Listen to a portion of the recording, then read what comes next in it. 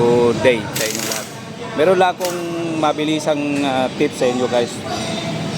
Pag nagpapa-change oil kayo, malaking bagay ito, makakatulong sa inyo.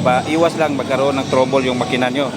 Ngayon guys, pag synthetic oil ang gagamitin nyo, sasabihin sa service center na 10,000 after 10,000 kilometers yon.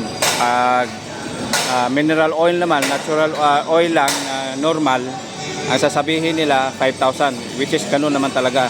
Pero guys, huwag kayong magkumpiyansa kasi katulad nito, knocking ito, kasi hindi siya nag-check ng langis niya. Pagkatapos yung mga butas-butas dyan sa makina, barado na ng tumitigas na langis kasi siguro puro fill up lang siya pag nagbabawas ng langis, which is mali yun.